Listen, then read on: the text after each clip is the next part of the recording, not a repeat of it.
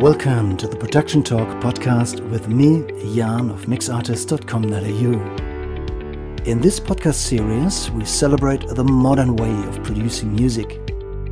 We want to talk about all things related to songwriting, recording at home, and music production. So if you produce your music at home, this is the place to be. Please subscribe and recommend this podcast to all your friends.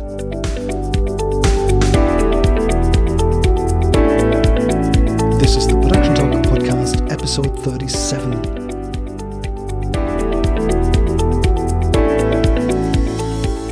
Thank you for being here with me today. I'd like to acknowledge the traditional owners and custodians of the land that this conversation is recorded on. It's the Arakwal people of the Bundjalung Nation, and I'd like to pay my respects to elders, past, present, and emerging. It's a special day to have Lucius Borich with me from the band COG.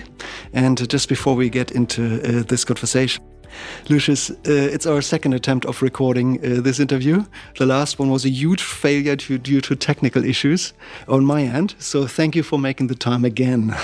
Yeah, absolutely. We're here now, so past is the past, and here we are, so it's all good. Excellent. We're rolling, everything is tested, so we're good to go. Look, first up, I would love to hear a bit more about your history and how you decided, as I guess a young bloke, to become a musician. What was your inspiration? How come you're not working in a bank? Or yeah, right. Working in a bank. How did you become a musician? Yeah, well, I'm not good at maths, so I don't think I would have, been good in a bank.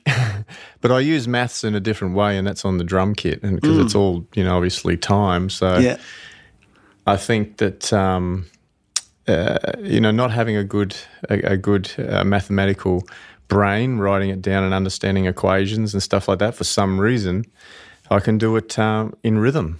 And things like that. So, I grew up with a musical family. So my uncle, he's not with us anymore. Rest his soul. And he passed probably 2 years ago now.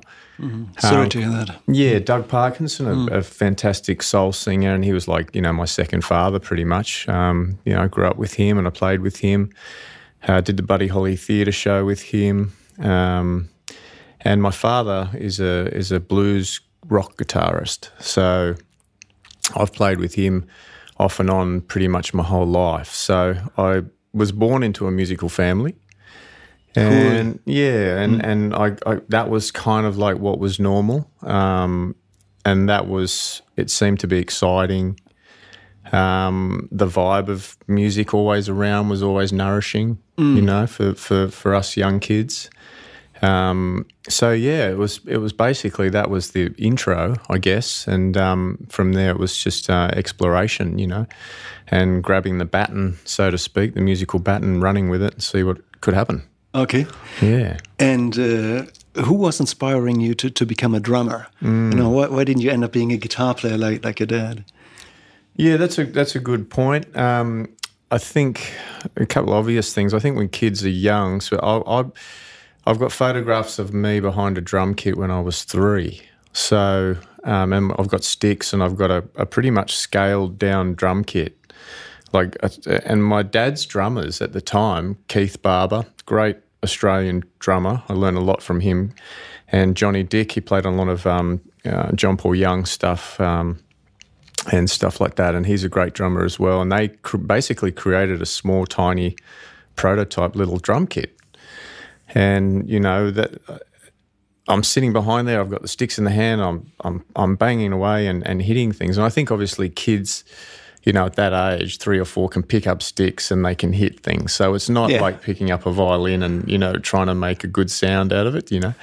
So I don't know whether. I guess that would have been back in the day. Would have been fun to do that as a young child. But they were saying that I was playing 4/4 time when I was around 3. And my dad had a tape, unfortunately. Wow. Yeah, a tape cassette that got lost, unfortunately. But that was me jamming with him 4/4 time when I was around 3 or 4. So I don't know. Yeah, I don't know why. I can't answer that spark of that question to a degree, but I do remember feeling very strongly in myself that that's what I was here to do. And there was going to be, everything else is just everything else. And that was the path that I was going to have to chase and follow for some reason. And I really understood that at an early age, funnily enough, 6, 7, 9, even times when I didn't have a drum kit, I just knew that for some reason I was going to be playing drums and I was going to be moving forward with rhythm. Wow. Yeah. So they were kind of like the spark, I guess, those drummers that, just helped put the sticks in my hand, built the drum kit. Yeah. And then from there it was kind of, playing on pillows and cushions. And my mum used to when she was doing the dishes or anything like that, she'd put the pots and pans on the floor, give me some chopsticks and, just had me sit on the ground with my nappy on and just apparently, just hitting things. So there was a really early birth there, funnily enough. And I guess, being in the womb, music all around, there was probably some vibrational, leakage. Yeah, of course. Leaked in and I picked up on it and resonated with it, so...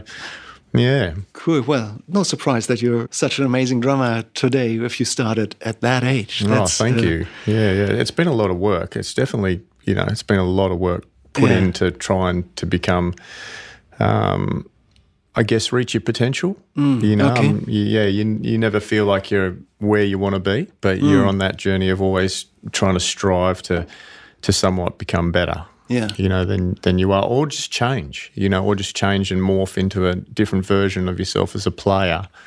And that is the evolution, of becoming something quite different than you were maybe 10 or 15 years before. Wow. Okay. Let's maybe just fast forward into the present time. We are surrounded here by drums in your studio. There's, cases everywhere, and there's a beautiful kit set up right next to us. Can you talk about your gear and, what your preferred shells are and what's your sound? What's your unique choice of instruments? Yeah, at the moment I'm playing DW drums that are out of America, and I've been playing those for probably 20 odd years. Before that, I had a beautiful Gretsch kit, which was a lovely sounding drum kit, which actually unfortunately got trashed in an accident that was on its way to a gig. Oh no! And the roadie who was driving the truck, he had a little bit too much of something and fell asleep and rolled the van. So that kit got trashed. But I had insurance on that kit, so I went to get another one. And I must have been about 22 at this stage, so that would have been quite early 90s. And they said, "Oh, look, we haven't got any Gretsch kits, but we got these new things called DW kits, and they sound pretty similar, and they're a good make, and all the rest of it." So I kind of transitioned over, took the insurance money, and then I got that my first DW kit, which was a birch small lugs black kit, which was a beautiful sounding kit. And they sound ridiculously amazing. The DWs, really, really good. Yeah. And I had that one for a long time, that drum kit. Before then, growing up, starting, I went through a phase of, using Tama, kind of, Royal Star Tamas and a couple of Pearl kits. Yep. Just kind of sussing out what I thought was good. At that stage, it didn't really matter too much, although the badge was kind of cool if it aligned with some of the drummers I liked. I'm playing a similar kit to Stuart Copeland or, or whatever. So that was pretty cool. But, moving on, basically, DW for, must be around 30-odd years now, I'd say. And that black kit, which I got, I ended up selling that, auctioning that off actually, because it was quite a hard period of time where financially it wasn't doing too well. So had to auction that one off, and that one kind of left me, That's which one of my loves left me, and moved on. And someone who actually, the person who bought it has always been quite quite nice about, well, if you ever need it back, you know. Oh, really? Yeah, maybe you could, yeah. But from there at the moment, I've had quite a few DW kits since that one, different, shells, different sizes.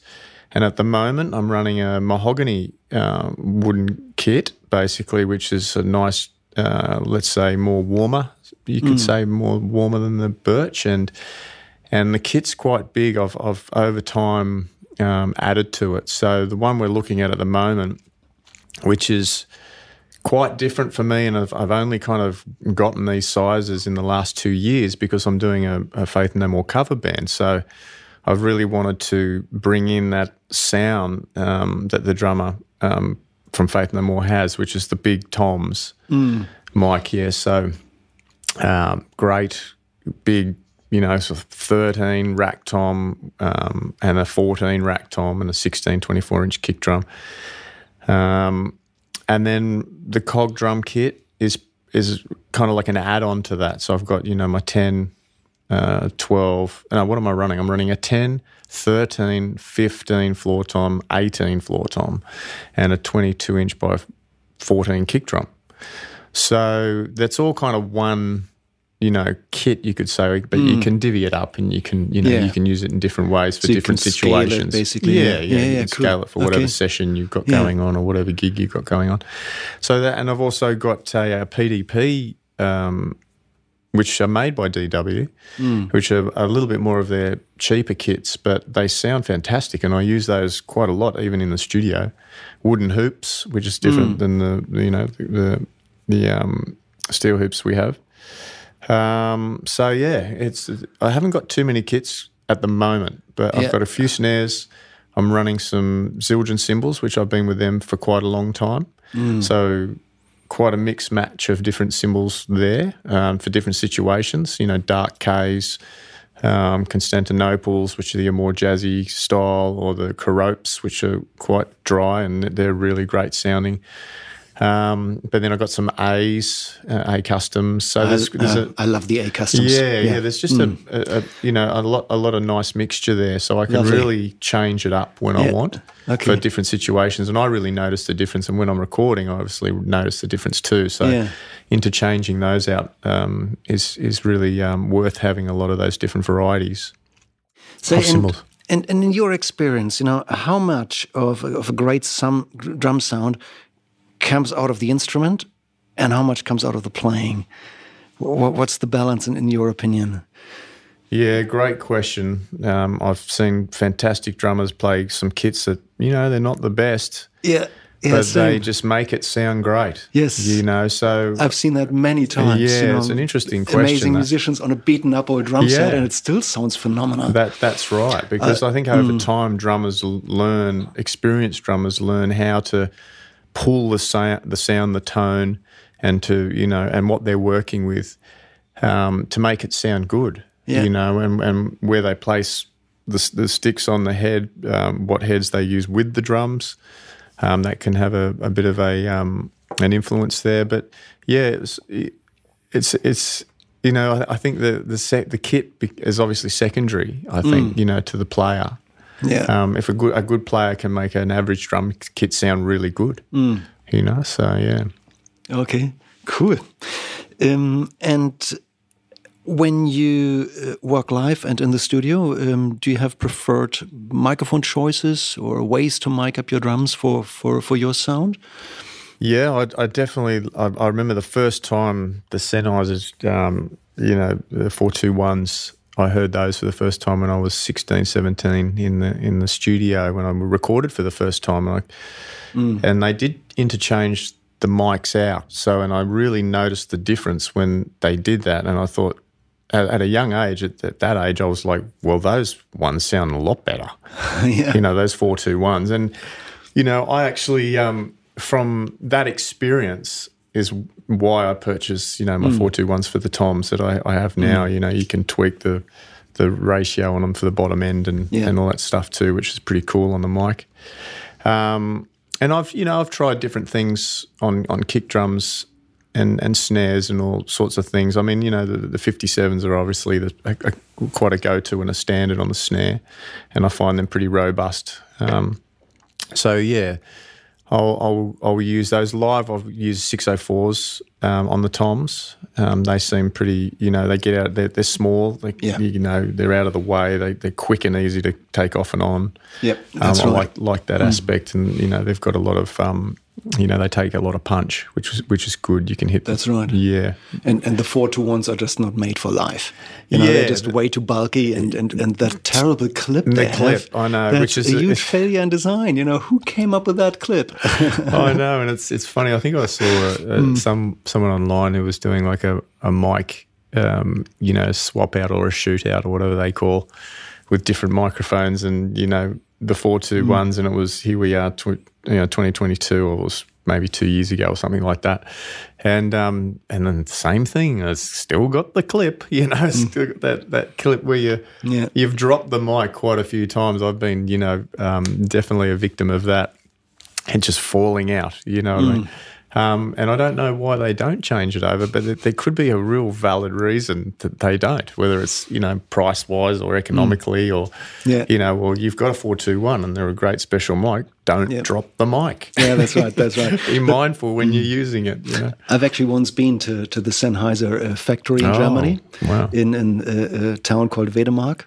And we got the grand tour of the facilities. Fantastic. And, you know, these microphones were designed, I want to say in the 60s, but I'm not entirely sure on the year. And they still haven't changed the design deliberately. They don't change a thing. They're still hand assembled in Germany.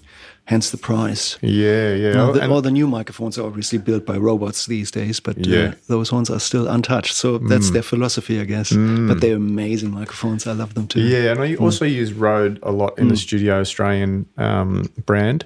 Yeah. And I toured their facility in Australia when I hooked up with them quite a few years ago, and they were gracious enough to kind of take me on board, give me a whole bunch of mics. They knew I was getting into studio production. And, you know, drummer's going to need quite a few mics because obviously you've got toms and, you know, snares and overheads and rooms and all the rest of it. So they really kitted me out with a lot of stuff, which was great. And I've been using Rode mics for quite a long time. And I really love the new, the ribbons that they've got. Oh, yeah, the NTRs. NTRs, and they're fantastic. I've worked with them many times and I love them to bits. Yeah, they're really good. Yeah, really, really nice. So I use those quite a lot. And I've just got a mixture of different mics from Rode, you know, which really work really well. Okay. Yeah. Cool. Nice one. Say, if it's okay with you, I'd like to switch the subject a little bit and talk about your band COG. Hugely successful band, you know, love the music. Thanks. Phenomenal stuff. Can you give us a brief rundown of how the band started and, you know, how you made the first steps into becoming professional musicians and gaining traction in the industry? Tell us about the early days. Yeah, the early days. Well, the guitarist and myself, Flynn, we went to school together. So we grew up in the surf skate culture in Bondi in Sydney, Australia. And we were in a previous band before COG called The Hanging Tree, which was a kind of like a stoner, you know, punk, heavy metal type of a, you know, band. And we did that for about 4 years, and we had some success with that in the underground scene. It was one of my, you know, favourite all-time records I've ever played on, really. It was done on 2-inch tape. It sounded fantastic. No click tracks, you know, just raw as, great sounding record. And it was just as all that, you know, I guess stoner rock music, Caius and Fu Manchu and all those type of bands were kind of rearing their, Monster Magnet, and they were rearing their heads a bit. So that was a bit of that era with that. And then that band disbanded for a while. And I was in a bit of a rut, didn't know what to do. I was probably 25, 26 at the time, you know, looking for some type of direction, where to go. I knew I wanted to play original music. I loved playing, you know, some cover stuff. I loved playing with other artists, but I really wanted to, you know, create my own, I guess, band and sound. utilising the guitar and songs that I'd written and things like that. So I made a decision to leave Australia around that time and went to and landed in America in LA.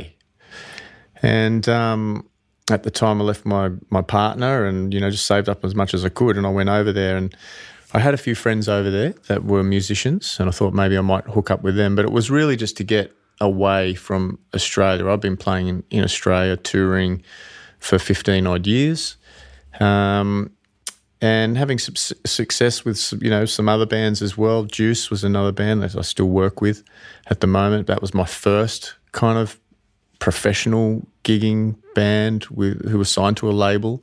We did quite well. Did a lot of major tours with In Excess and Hoodoo Gurus and Radiohead, and that was a great band, young band. We were signed around 2021. That disbanded for a while, or I left that one for a while. And just jumping forward into America, I just sat down and started writing songs and trying to come up with a style that I liked and a sound that I liked. I really liked the heavy style of, your bands like Soundgarden and Helmet, Tool and Caius and things like that. I liked my prog music, very much, because that was an early influence in my life. I went for a big stage of lots of prog music, Mahavishnu Orchestra and King Crimson and things like that of that nature, Weather Report and stuff. So Genesis, of course, my favourite prog band. Yeah. And I wanted something that was similar. I wanted to, have that prog element, but have some of the heavy style guitaring, such as, your AC/DCs or your Metallicas or your Helmets or your, those type of bands, So, but I wanted dynamics, and I wanted dynamics like Pink Floyd or Jeff Buckley. Okay. So I wanted those kind of dynamics in the sound. And Flynn, the guitarist in COG and the singer in COG and writer in COG, as well as his brother Luke, before Luke joined the band, it was Flynn, I guess he was in a similar situation, but he was back in Australia. And he was writing some of his own stuff at that point in time. I was in America. I think 8 months went past. We connected on the phone. How you going? What are you up to? Oh, I'm writing this, I'm writing that. We were sending tapes to each other backwards and forwards. And I said, well, I don't think I want to come home to Australia. I think I've done enough of touring and, trying to do bands in Australia. And so I really want to start something here. So I'm really going to ground something here as best as I can. And he was all for it in terms of packing up and, okay, I'll do the same thing. Maybe we should hook up together, So he got motivated. He sold his gear, his guitars and some of his guitars, his amps and stuff like that, and saved up, worked his butt off to, get a chunk of money to come over. Meanwhile, I was over there writing, meeting people, going to studios, going to venues, trying to hustle and bustle, coming up with songs.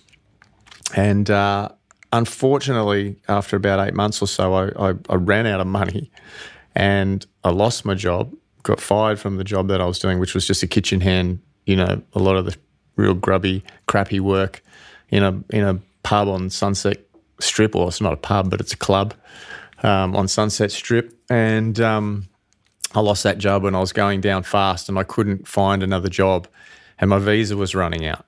So I didn't want to have the heart to tell Flynn either, and I thought, something will come up, and he was, saving. So it was like I got to that point where I was like, oh, I'm going to have to go home with my tail between my legs, I'm not going to be able to stay here. But I didn't have the heart to tell Flynn at that point because I thought some miracle might happen and I might be able to stay. But anyway, I had to go back to Australia.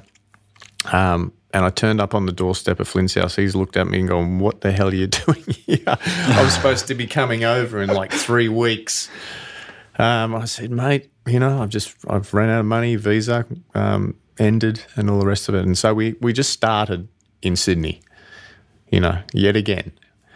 So we basically got together, you know, a couple of times a week in his sunroom, and just, you know, at that point in time I had a lot of riffs and you know, stuff, and so did he, and we just started putting it together and formulating and you know, making sure the sound was how we wanted it to be dynamically, and didn't matter about the length. We weren't trying to write pop songs or anything like that. It was just, we were purely going off a feeling of how we felt with the music. And, you know, I think we got to a point where we tried to, you know, find a singer, because it was just the two of us, and he wasn't a singer at this stage. So it was just guitars and drums. And we'd go into a rehearsal room, we'd set up, we'd record the demos and bits and pieces like that, and we'd just try and audition people to create another band, I guess. Couldn't find any singers. Couldn't find really any bass players. So, you know, we got to a point where we recorded our demos, so 10 songs, pretty much finished up a prototype of, or like an album of what we wanted to, you know, produce and put out, and it was meant to, you know, go to record labels and go, hey, this is what we want to reproduce. And at that point, you know, Flynn started going, well, I'm going to have a sing on it. You know, we can't find a singer. So he started, you know, twiddling around with that, coming up with ideas, which was sounding pretty cool. And then we did come across a singer who was pretty good, actually. And we thought, great, we've got another piece of the puzzle. So he came in for a while, Justin Cotter, who's a good singer, piano player, guitarist himself, and he'd just come out of acting school at NIDA, but he wanted to do music, you know, and put his acting career to the side. Anyway, we messed around for, I don't know, it must have been a good 6 to 8 months, and he contributed some lyrics and melodies and whatnot to some of the early COG tracks on the album Just Visiting that we did. And unfortunately, he pulled, we actually ended up doing a few gigs with him, and he pulled out, unfortunately, and said, look, I want to pursue my acting career. And as he went to do that, he actually got a call from a band called Vast, which you might have heard of, which were quite a big underground band that had some great songs. John Crosby, I think that's the way you say his second name. He's one of my favourite writers, but Vast is one of my favourite bands. Like, I really love them. So he went off and joined that band. So we were left without a singer again. So Flynn just went, bugger this, I'm going to start singing. And I was, at this stage, we'd actually auditioned Luke, which is Flynn's brother, to play bass. I'd already done a lot of the bass work on the songs. We couldn't find a bass player, but we recorded the drums and the guitars. So I took it home and basically played bass on the whole thing as well. That was sounding okay. And then Flynn put the vocals down, and that was sounding pretty good. And I was like amazed. I was like, wow, you can, but I've never seen you sing and play at the same time. Yeah, and these right. kind of rhythms and guitars that you've got going on. How are you going to do this, you know? So he practiced his ass off, you know. I think I went over to his garage once, and there was a broom with a microphone taped to the broom, which was attached to a chair, maybe taped, and he had his pedal board down there, and he was just like absolutely practicing to try and learn how to sing and play at the same time, because there was complicated rhythms and you know, chords and pedal changes, but he had to sing as well. So he was going, you know, very hard getting that together. And then at that time we auditioned Luke, who was in another band, he's 10 years younger than us, so Flynn's brother. And he was playing in a band called Tax at the time, which I used to play bass in for a while. So there was a little bit of switching in and out and things like that. But he took the lead in playing bass for that band for a while, and then obviously the opportunity for him to kind of play with us as well came up. And I couldn't believe how far he had come on the bass. He was playing fantastic, you know. He learnt the songs. He just like nailed the 10 songs that so all my bass parts pretty much, he just, you know, learnt those and was fantastic at it. And so we had the nucleus of 3 people gelling well, playing the songs as they were predominantly instrumental, and Flynn was, ever so putting lyrics and melodies and whatever else on them. And then we'd go and play live, and we'd play 50% of the show instrumental, and then the other 50% Flynn would sing. And, the ones he'd practiced and got down, and finally was confident enough to get up there and sing and play, we'd do them. So we spent like maybe 2 or 3 years, messing around in Sydney at different venues that would have us play, or with other bands, supporting other bands, and slowly but surely just, building our sound, our style, and getting better as players and becoming more of a unit as a band.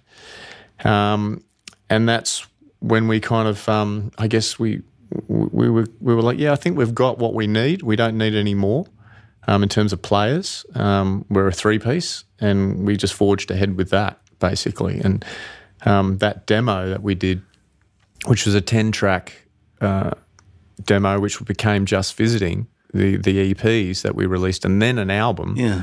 We put it into an album because it was always meant to be an album. We actually ended up using that as, the album to release to the public, because no label would sign us. No label, wanted to know about us. And, we were sending it round and all the rest of it. Mm. And how was that recorded? Yeah, well, it was recorded in a room not so much bigger than this that we're sitting in now. So quite a, like a rehearsal room or a studio, actually? No, it was just a standard rehearsal room. So it was very quite dead. It was at Stage Door. And somebody had a laptop with an audio interface, or what was it? No, we didn't have a laptop at that time. Yeah, we had a what do we have? We had a Tascam 688. Is that the ones? Tascam 12? Yes, it was a 12-track. Is that 12-track Tascam 688 standalone recorder? Yeah, with the TDK cassette tapes. Oh, no way! Right? Yeah. So it was the TDK cassette tapes. Well, I mean, what is that in inch? It's like cool. I don't know, what is it like? They're tiny. It's just a normal cassette tape. So you could get not what we would consider decent recording gear today anymore. It's absolutely, it's super basic, and that's how you tracked. And that's and literally the drums were in the corner with 58s, one on the kick, one on the snare, 2 overheads. That was it, and that was the drum sound. All right. Wow. And then once the drums were down, we added the guitars and we used either 57s and just recorded the guitars on that. So we had the beds, but it was all basically like, well, this is just a demo, so we're not going to put too much into it. It's all about song structure. It's all about the songs. We're not worried too much about the sound or anything like that. But then we got to that point where we're going, well, no one's going to give us a deal or give us some money to produce this properly. How can we take this, make it better, keep developing it, and turn it into, something we can sell to the public and make a musical statement with the songs that we love and we think are pretty cool. So we went to another studio and then we used a Yamaha O2R, I think. It was a guy in Bondi Junction in Sydney who had a little local studio in the bottom of his mum's house, and we laid down the vocals. I'd already put the bass down in the back garage of my father's house on the Tascam 688, and I tried many different basses and things like that. And because we're tuned to C tuning, that's where I had a bit of trouble trying to find the right bass guitar that had the right tone and would, feel right and just sound right within the music. And so I must have gone through like 6 or 7 bass guitars trying to, find, and I ended up with borrowing a Spectre from a mate of mine who's a great bass player, Harry Bruce, who I played with. He plays with my father, played with Renee Gayer, Leo Sayer. You name he's been like an Australian go-to rock and soul, funk and blues bass player for, 50-odd years. Wow. So, yeah, he's the real deal. Yeah. And he had one of those basses, so I borrowed that bass off him. I'm sure it was him. Mentioning him in a way is cool in this podcast anyway, because he is a great bass player. But so I took that, and that worked. It sounded great. It held the tension for the C tuning and all the rest of it. So from that point, after we laid the vocals down in Bondi Junction, did all the backing vocals and whatever overlays, we needed to mix it. So then we found a guy who was getting into production with Pro Tools and all this type of stuff. So then it was dumping it into digital recording. So from that's where we mixed it in a studio in his house. And we ended up mixing it twice because, you know, not knowing, you know, your NS10s too well, we added too much bottom end. You know, we wanted it to be thick in the bottom end. And, you know, we were just, I guess we were starting out to some degree and, you know, we really didn't have much, you know, professional people around us at that time. And, you know, for me, I'd always wanted to get into engineering and production. It was something down the track I knew I was going to want to do, which was producing, engineering, mixing and recording. But at that stage, it was all, you know, exploration, whatnot, and we took it home, and I remember putting it on a stereo and just going, the bottom end is just blowing out, you know, it's like, just those NS10s, they just don't hold much bottom end. So we had to mix it again. So we went back and, you know, if you listen to those 10 tracks, there's quite a lot in there, and they're quite lengthy songs. They're not 3-minute songs. So it took a while once again to mix that whole thing. And then we had basically, you know, it done and finished. We got it mastered 301 in Sydney. Okay. And then that was it was finished as an album. We thought, well, we're just going to release that, you know, and we'll play gigs and we'll just sell it at gigs. And then we ran into a guy called Owen Orford who had a booking agency, and he was, you know, had Silverchair and a couple other big acts, and he loved the band, loved the music, and wanted to book us as an act. And he loved the EPs. Well, he loved the music. We hadn't put it into EPs yet. We just had like a 5-track, I think it was a 5-track kind of sell it at gigs type of a thing. But his wisdom was like, we'll put it into 2, split it up, 5 tracks each, put it into 2 EPs, give it some life, a bit of lifespan, and I'll start booking you and let's see what happens. So that was like, that's a bit of the kind of the history of kind of getting together, growing up, writing, and getting it to at least that stage where that was before we got signed to a label. Yeah. It really sounds like you had your fair share of obstacles to overcome there. Yeah, absolutely. There was so much in terms of, and you know, obviously, you know, musos are young musos, and you know, money's always one of those hard things. You got to have a job, you got to pay for other things, and you're always trying to funnel it back into the band, in whatever way you could. But we finally, you know, got to a point where we had a label that, you know, wanted to help us out. But that was actually before we met a guy, and I should tell this story quickly, that, you know, while we were playing and while Owen Orford was booking us and we were doing gigs, we were doing more broader gigs now. We were getting out to Newcastle and Wollongong and Canberra and other places and playing with bands like the Test Eagles and other great Australian young bands that were doing well in the underground scene. And we just started writing another album basically after that. So, and that was to be the new normal, which is what we ended up releasing as an album on a label. But before that, we released an EP. And we did that because we were doing a residency in Sydney every Wednesday night. And we thought, we'll do a residency for 3 or 4 weeks. We'll see how it goes. But this ended up going for 3 or 4 months. And every Wednesday night. And it became a thing called the Blueprint Sessions, which every Wednesday night, community, local bands would come down and we headlined, but we just created a culture, we created a community, we created a place where people would gather on Wednesday nights, you know. And that was a fantastic part of the development of COG and getting it sounding kind of cool, having a crowd there to play to as well. And we met a guy called Sean Boucher who he said, look, I've got a home studio. If you ever need to record anything, let me know.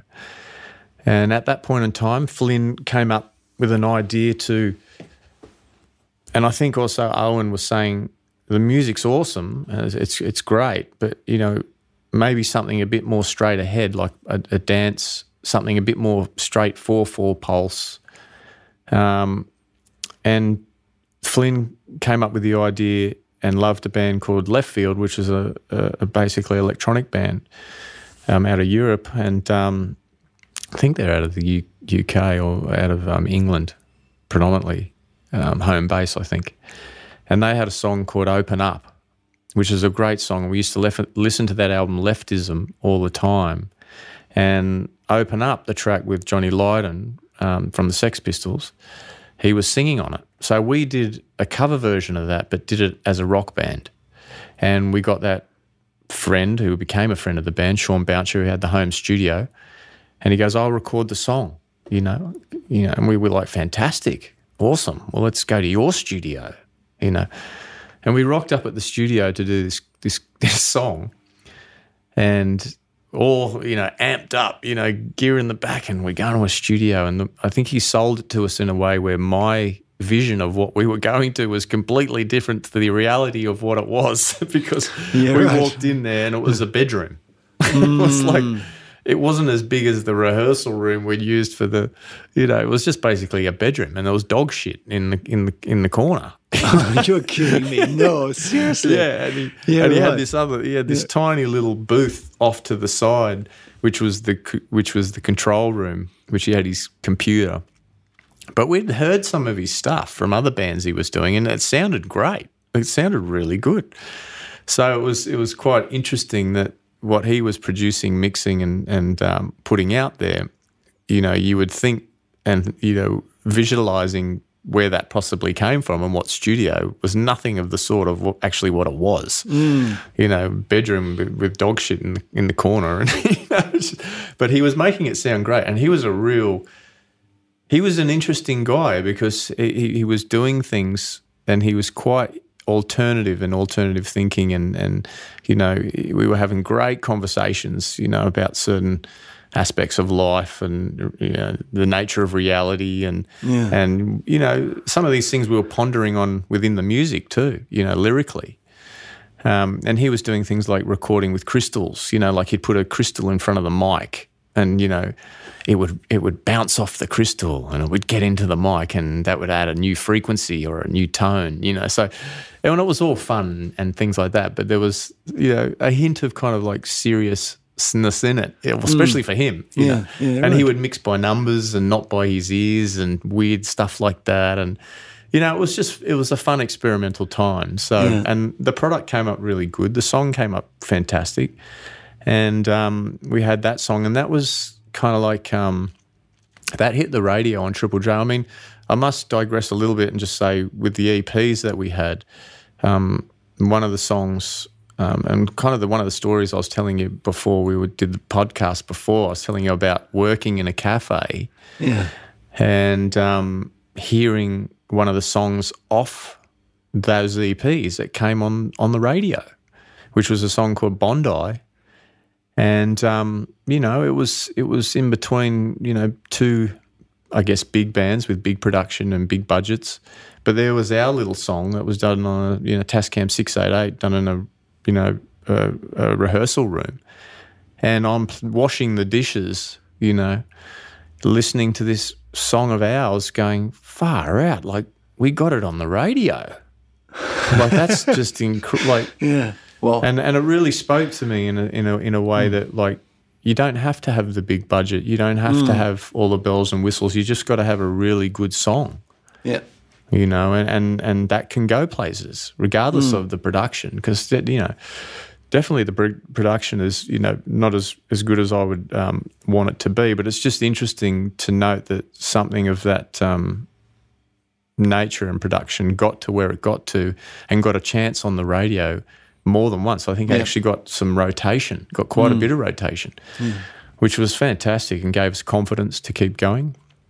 And then we released Open Up, that cover one, and that got traction on Triple J as well, which gave the band, you know, some broader, you know, ears and fans and people who wanted to, you know, come and see us play.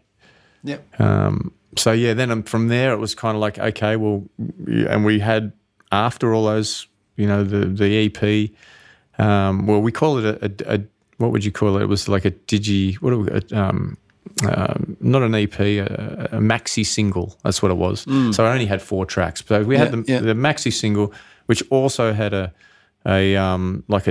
remix of Open Up, which was pretty cool, which Sean Boucher did, because he was right into psytrance and electric, psytrance music, and going to all those type of, alternative doofs and all that stuff, and getting the crystals on, and, taking whatever to get as high as you probably could and vibrate with the elements of music. So we added a dance track in there, which was pretty cool, which he remixed. And then, over that period of time, we'd pretty much written and recorded with Sean another prototype album, which was going to become the new normal, which but we were going to release, but I kind of was like, no, I really, this time I want to get into a good studio, a really good studio, and with a producer, and let's take it up a notch, And that's when you went back to the United States and recorded basically on the opposite end of the scale with one of the most prestigious producers in one of the finest studios. You recorded with Sylvia Massey. Correct. I want to hear all about it, please. Yeah. I admire Sylvia for the records she's done, and she's done some of the most of my favorite records, many of my favorite records. Yeah, me too. So and 100%. She's really creative and does a lot of unusual things. Yeah, absolutely. Tell us about that experience. Yeah, so it came about. I was kind of like, well, let's see some of the producers that we like, and see if they'll do it. Let's get in contact with them. So I was busy, sending basically this prototype demo album out to these producers, and Sylvia was one of them. And back in those days, before I had a computer, I'd go to the internet cafe and, send stuff out there in emails, and it was all kind of relatively new. And I sent her the stuff, and out of about 4 or 5 different producers, she was the one that answered back. And she said, I love it. It's fantastic. I want you to come and record. Let's do this. And I remember getting that email and running back home, just going, oh my God, like this producer who's done this, all this type of music and has got all this experience loves our stuff. And I was over the moon. But then we hit another brick wall, which was, well, how do we get there? We got no money. And I was just all about, in that ecstasy, period of the moment, just, having such a great time with going, someone likes our music, a big producer likes our music, that's awesome. But then the door slammed in my face, we haven't got any money. How are we going to? So Owen Orford, our booking agency, he had some connections to some record labels, independent record labels, and there was a new one starting up with Paul Krieger, who come out of some major labels, and David Edwards, not David Edwards, he was later on in the picture, David Lowy, who started a record label called Different Music, which was completely independent. So they liked the band. We were the first band to sign on the label, Different Music, and they gave us the money to go over and record with Sylvia, because we said we've got this great producer, and they were like, fantastic. They threw 60 grand at us and said, go and make that record, that prototype, and we did. Wow. Yeah, we went over there, and it was, the studio at the time was Sylvia had accumulated a lot of gear, and she had a beautiful Neve desk, and she put it in an old Art Deco theatre in a town called Weed, which was kind of like, I guess, and I think it's 4 hours north of San Francisco. Yeah, so you're looking at kind of like Twin Peaks, Rambo style, a town, some of the locals go, yeah, this is where people come to die, So she had a studio there, and with all the gear. Way. Yeah, and we showed up there, and it was really quite, and it was interesting because it was like a parallel of kind of where we are now, kind of this local area, Byron and Ballina and the Northern Rivers, which was quite alternative, quite spiritual in some aspects, independent, and free thinking and all the rest of it. And Mount Shasta, which was a majestic, beautiful mountain just over, basically when you looked out the studio, there it was. And this studio was like really admired by, the indigenous cultures of the Indians and stuff there of America. And a sacred kind of vortex place. Wow. Yeah, like these clouds that would come over, what are they called, cumulus clouds or whatever? No, it's a different name for them, I forget. But they would form, they look like spaceships around the mountain. And there was snow and all this type. It was really a completely different place from where we grew up, which was surf and skateboarding and stuff like that. So it was super majestic, and we spent 6 weeks there recording the new normal with Sylvia. And she didn't want to, touch the music so much as to just get and capture the rawness of what we were doing. So we did a little bit of experimentation, but she loved the song structures of things so much. She didn't really mess with that too much at all. It was more just capturing the sound. And we did that. Captured it all to pretty much 2-inch tape, which got dumped into Pro Tools. And then, it was also mixed out through the Neve gear and some other stuff. And that became the new normal. Wow. Yeah, and working with her was great. It was just... awesome for me, wanting to be an engineer and go down that path of mixing. And, I was just like a pig in mud, really, just soaking it up, And the room where we recorded in was a theatre. It was like a huge, and there was the stage down the bottom. That's where the drum kit was. So she was able to capture a big room sound if she wanted to use it, but also baffle off the drum sound, to make it a bit tighter. But, we were really happy with that album. And kind of like, as they say, the rest is history for that one. Yeah. Look, obviously I listened to that record, and the sound speaks for itself. But most importantly, I find the music completely mesmerizing, and it takes me to the moment. And it's like even just the drumming by itself is capturing. I get lost in it immediately, and it takes me on a journey. Oh, great. That's the plan. Your performance, is absolutely stellar, and she managed to capture a certain magic of this moment that takes me there. That makes me feel like, oh my God, I'm in the middle of the band, or I'm really feeling it. So, well, that's what you want. That's what you do it for. You really want to, like the records I previously listened to as a young, person growing up, and just getting that escape from anything that's kind of in your field of vision at that point. You're taken off on a journey, through music, through vibration, through sound, and you're kind of somewhere else, and you can daydream, you can dream, you can imagine, you manifest things, you can because you're listening to music. It's like a soundtrack to your life in many ways as well. And I'm glad that it had that effect on you. That's really great, because that was part of the aim of that, was to capture people to some degree, and just help them kind of feel a different way. Can you talk about the headspace you were in when you laid down these drums? What was going on there? Was that an uphill battle? Were you working really hard, or was that effortless, or what happened there?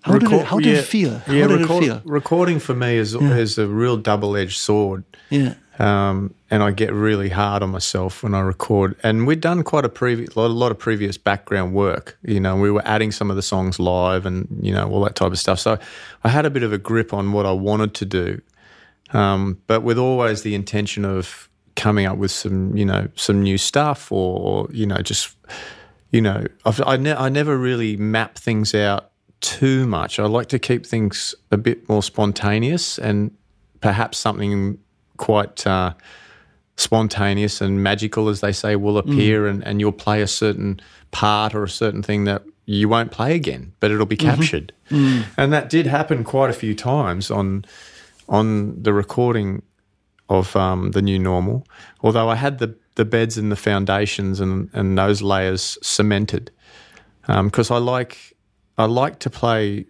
tribally as well, like on toms, and tonally on toms, and not just hi-hat, kick and snare all the time. And as I said, I wanted the band to have some type of prog element to it. So you've got the freedom to be very experimental on the toms and different patterns and different time signatures and, polyrhythmic stuff and, rudimentary stuff, using those as rhythm, opposed to, your fantastic, straight ahead meat and potatoes kind of grooves, which I love.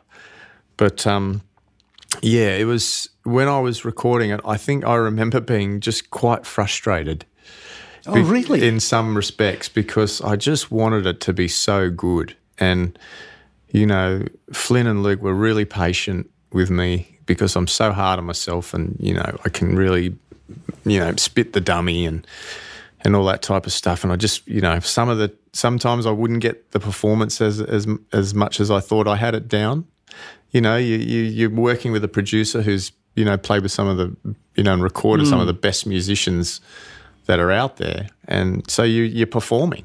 You're in okay, there's only about 7 or 8 people hanging around, the engineers, the crew, the band. But, there's a nervous, aspect to it, because you don't want to take up too much time either. Yeah, of course. You don't want it to be all about about money, you. Pressure's on, you got to perform, That's when, it. Yeah, when the tape's rolling. So. That's exactly right. And, I mean, by that time I'd had quite a lot of experience in the studio and recording, and I loved doing it as well. I loved the different environment, but it was pretty challenging, even though I thought I had it down. I think it was just I was really hard on myself. So and I still am. Look, I'm completely gobsmacked because the way you explain it now, I see a small element of, can I call it self-doubt in you? When I listen to it, I used to call myself a drummer. To me, this is a stellar performance. Oh, thank you. Nothing short of stellar. So when I hear you, looking at it so critically, I didn't expect that. Really, I did not. Yeah, I think I've loosened I've loosened the strings a little bit on myself, and I don't beat myself up as much as I used to, which is good. I mean, there was times where you wouldn't want to talk to me for 3 days. You know what I mean? Because I'd be like, no one talk to me. Yeah, right. I'm shit. I can't play anymore. So. I've become a little more softer on myself, and I think I'm getting better results too, to some degree. Yeah. Although I guess it's just morphed and changed in something inside myself that's I've leveled out a little bit there, and I'm appreciating the aspect of just being there and playing and feeling lucky enough to partake in music. Yeah, right. So today you're not only constantly touring musician, you're also a record producer, mix engineer, recording engineer, and you do a lot of the engineering side of that. Do you sometimes come across musicians who go through the same stages, self-doubt or frustration? And having gone through it yourself, have you got methods to guide them and help them to overcome these obstacles? What's your take on this? Yeah, I definitely... after producing and working with other musicians in the studio, have tried my best through the experience that I've had to offer whatever solutions or guidance I can to make them feel not as pressurized for themselves, and keep them as relaxed as possible. I might try to avert their attention away, and I might just from left field start talking about something completely different. Yeah. That just takes their mind off themselves for a minute. And because when they're doubting themselves, it's a big black hole that can get bigger. Yes. So if you can try to, somewhat steer them away for a while, in their mind, in their thoughts,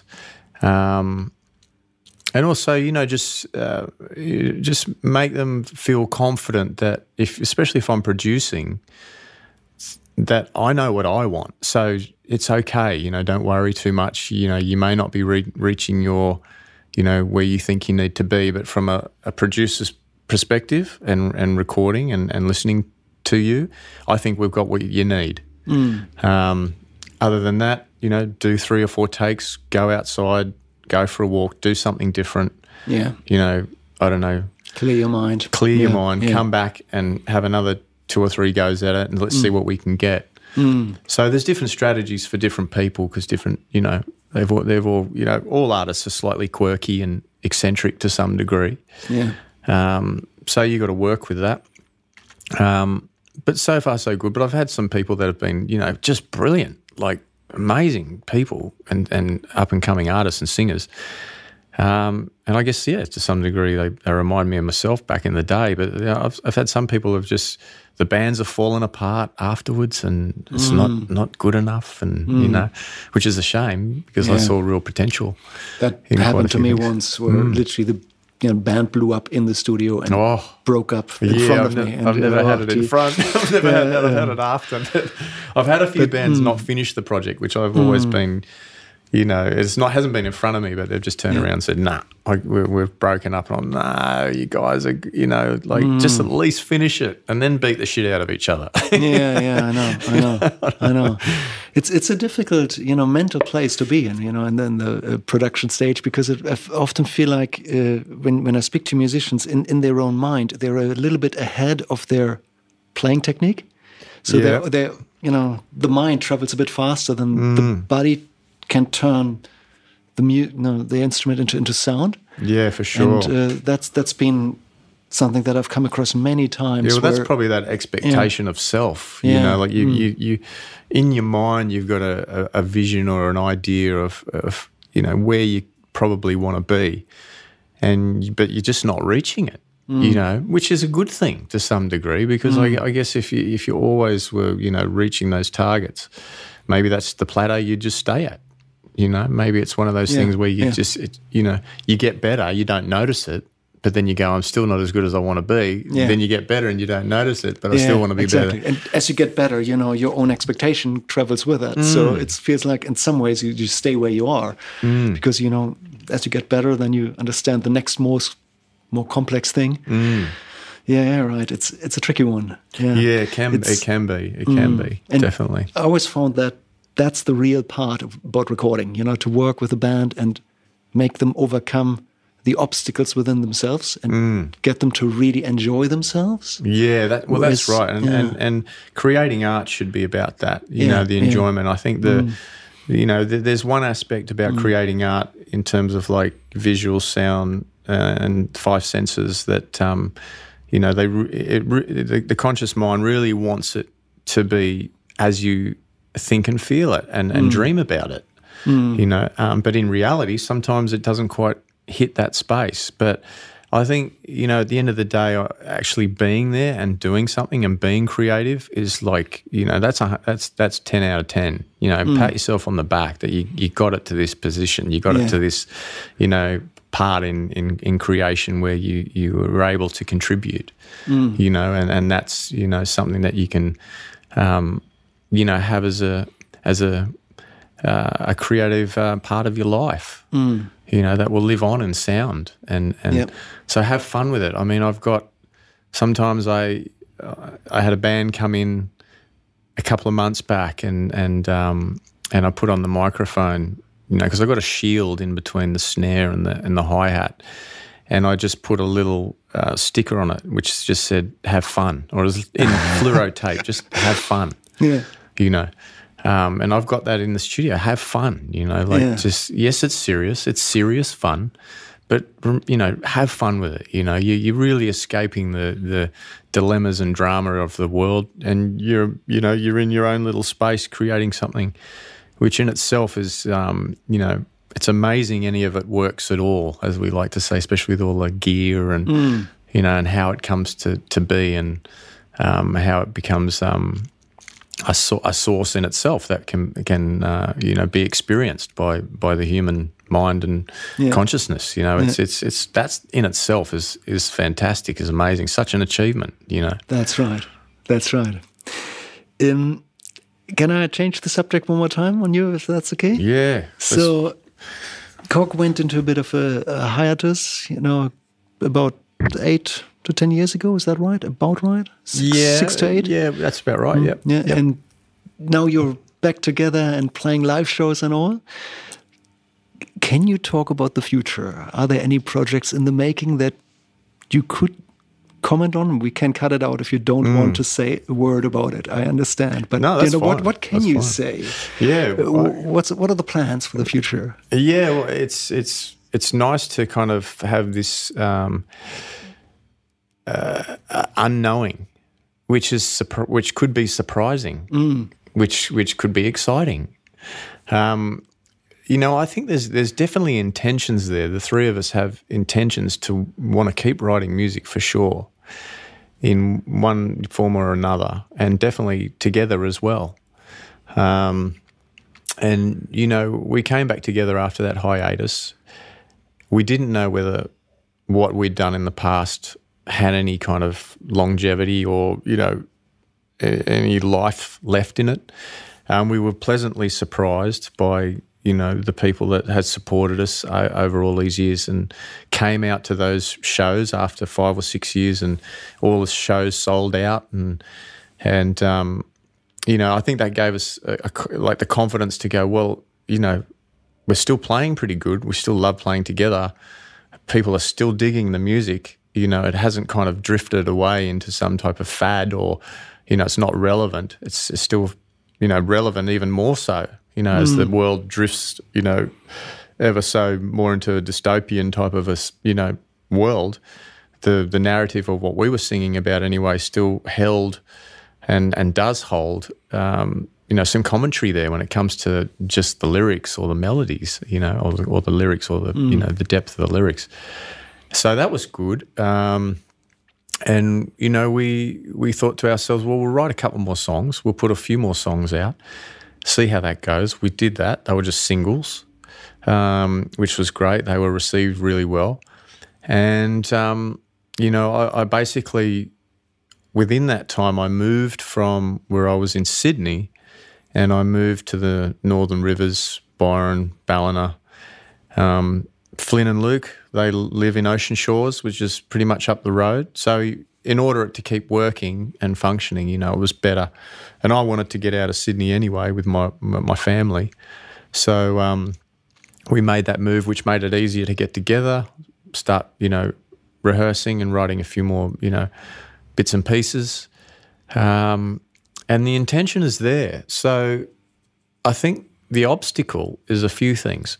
We've all got different things going on. We're all older and have families and different responsibilities. Of course. So as many musicians and people as we know, life does life, and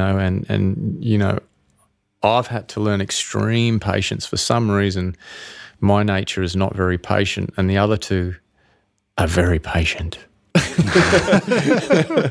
So, I guess, the lesson for me there has been a gift, from them to some degree to slow the fuck down, learn to be patient. Yeah. There's a right time.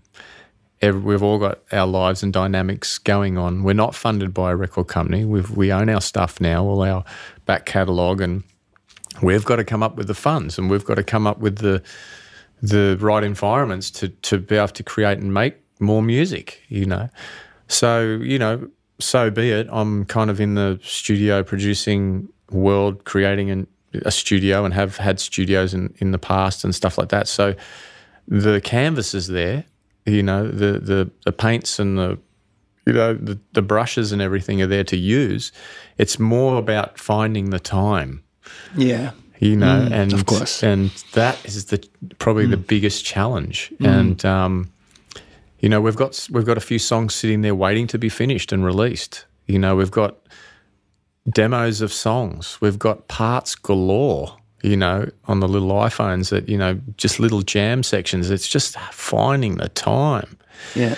And life does life, and I guess you've just got to ebb and flow with it. And it'll transpire, and it'll manifest when it does, I guess. But the good news is the intention's there, the love for it's still there.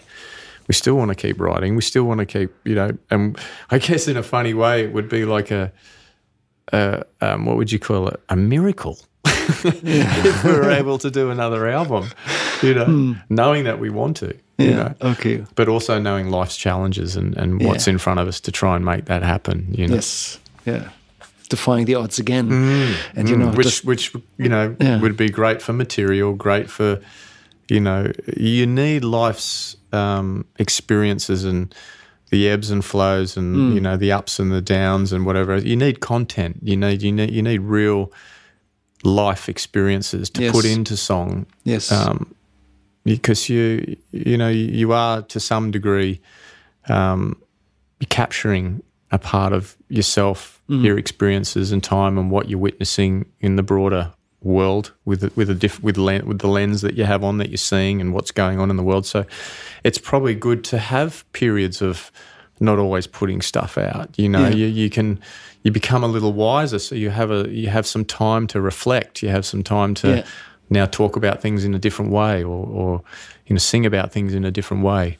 Wow. That hopefully people will you know, connect with. Amazing.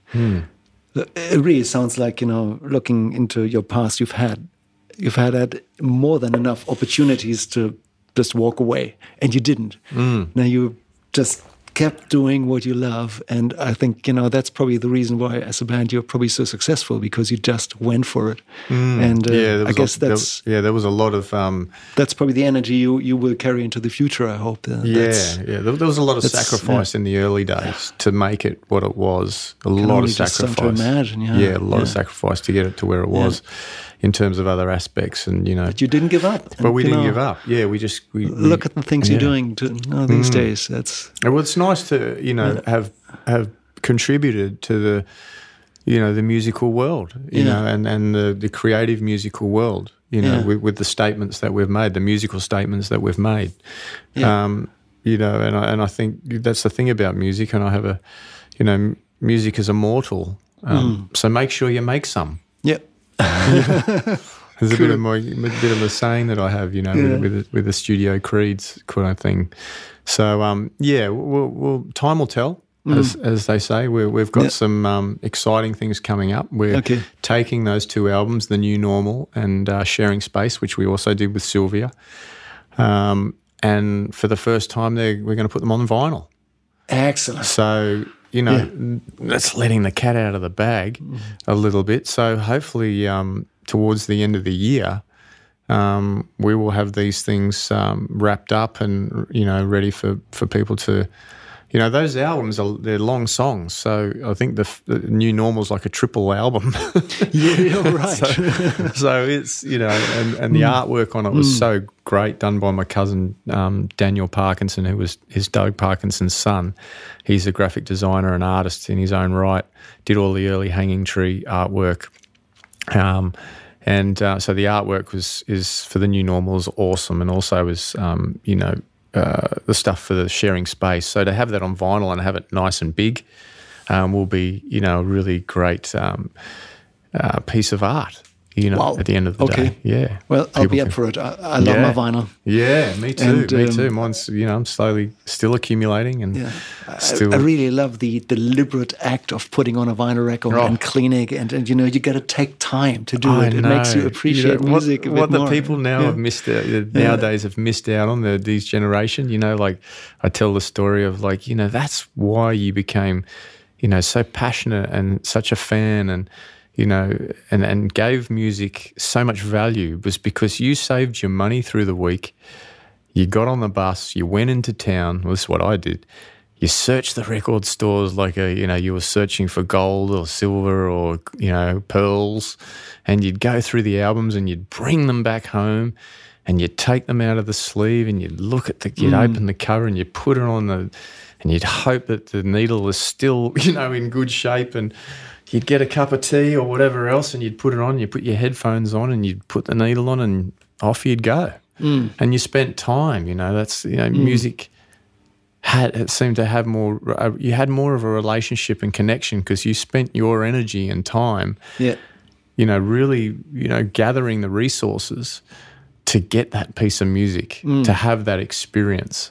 And it's definitely a different world now, and it's, you know, more of you know, a kind of throwaway, you know, fast food musical experience than what it used to be. And perhaps that's one of the reasons, and probably is one of the reasons, why music these days seems to not have as much value you know, or especially the way it's sold or what's coming back to the musician, you know. And I guess these records will be sold through the COG website? Yeah, through the COG website, and we're working with a guy who worked with us on the Just Visiting, and it's good to note that the Just Visiting album from the Tascam 688 TDK cassette tapes got turned into vinyl 10 years later, you know. We had that mastered by Tony Jack the Bear in Melbourne. He did that project. He's going to be doing this project as well. And Doug, who runs Rare Records out of Melbourne, who's got a successful vinyl record store, loves his vinyl, and you know, it's very boutique, and he's all about the sound and it being very dedicated to, you know, it being a real piece of art and value, something that someone can value, you know, in terms of, you know, sonic sound and also a visual thing. So yeah, we're going to create something pretty cool, and we're going to be, you know, releasing that hopefully towards the end of the year. And that's super exciting for us because it's something we've wanted to do for a long time. We've been tied up in red tape with, you know, record contracts and whatnot for a few years, so we've had to wait for that to kind of elapse to be able to kind of do this type of thing. So yeah, it's like in your new horizon in that respect, and we're over the moon and super excited, you know. Look, if it's maybe they can give us the funds also to produce some more music, you know, because you need more funds to get the time to write more music. So hopefully that will be something get the ball rolling. Help get the ball rolling a little bit. I'd like to put the link to the COG website into the show notes, if that's okay with you. Yeah, absolutely. And you know, in addition to this, let's say if a listener was looking for a studio drummer or a live drummer, or maybe somebody to produce a record with, are there any places where people could find you as a drummer or a record producer? Yeah, I just go off some of the socials that we all have, I guess, which are typically Instagram and Facebook. I'm more of an Instagram kind of guy. It's a bit I don't know. It seems to be easier for me, and I kind of like the way that kind of I interact with that. So yeah, I've got, you know, numbers and, you know, websites, also emails that you can basically get in contact with me. And so Lucius Borich Drums is the Instagram page. I'll put this in the show notes, of course. Yeah, and there's COG 101. Yeah. So there's links from, you know, those type of things. Yeah. Okay. And yeah, off the back of the COG website too, there's a page that's just got all the links to all the individuals in the band that have different socials and whatnot. So you can get in contact with me that way. I guess I rushed ahead a bit here, but, you know, are you available as a studio drummer if somebody has got an exciting project? Is that something that you would consider? 100%. You know, like I branch out in so many different ways, and you know, one of the reasons is I want the sticks in my hand, and I want to have the experience of, you know, playing the drums, one, to keep oiled, I guess, and kind of cognitively functioning. Well said. Yeah, and you know, and the next thing is just to be able to dynamically be in many different musical, you know, experiences, styles of music. So, you know, I play a lot of cover gigs. You know, I play a lot of cover gigs with a lot of different great musicians around, you know, where I live. It's always exciting. We're always playing, you know, great famous songs. And I love doing that, and I love playing on other records for other people if they, you know, if they want me to play on their stuff. I mean, I've got a recording studio, so I have the ability, and the way that I've set it up is I can record it all and then edit it all and then just send it to whoever needs the, you know, the drum track, and they can do what they want with it. So so anybody could hire you from the other end of the world if they wanted anywhere, anytime, pretty much. And it's great to have, you know, my own studio so I can kind of jump to that quite quickly and get it done. Yeah. Right. So yeah. Excellent. So for all the listeners, tune in and check it out. And if you ever need a drummer, reach out. Thank you so much for finding the time to chat to me and sharing all your amazing stories and wisdom. I really appreciate that. Yeah, thank you. Thank you so much for having me. It's a pleasure. Thank you. Fantastic. Yeah, it was a good chat.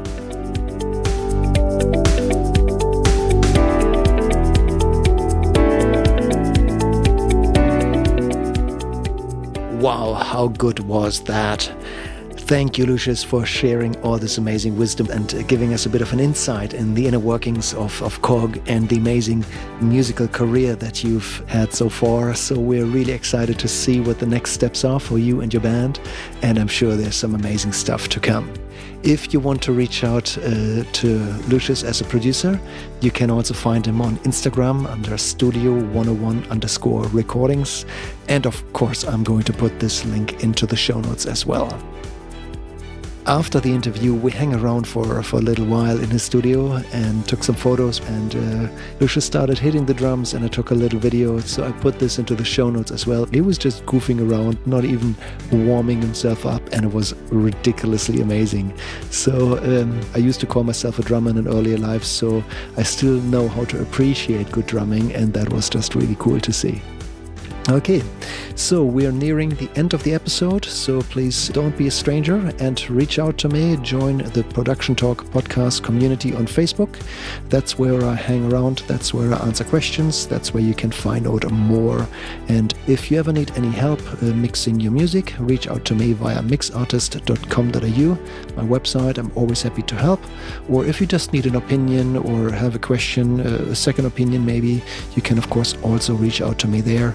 And I would love to chat to you and find out more about your music and help you however I can. Just before we finish up, let me just give you a quick update on the Flood Song project that I introduced a couple of episodes ago. It's in full swing. A small team has formed. I'm getting some help from some friends, including Sapphire Stone, who was on this podcast not too long ago, and she's very happy to help. We also have my friend Nathan on board, who is a ridiculously talented engineer and producer, so that's amazing to have him. And Andy Stewart, who also popped up in an earlier episode of the Production Talk podcast, offered some help, possibly with mixing, and I hope to get him to master some of the songs. So the team is forming, some amazing engineering skills is teaming up here to help local musicians. So if you know any flood-affected musicians who could use a little bit of help, please reach out and pass the message on. The webpage was mixartist.com.au/floodsongs. So I would really appreciate if you could please share this far and wide. Okay, that's all for this episode. Thank you very much. I'll speak to you next time.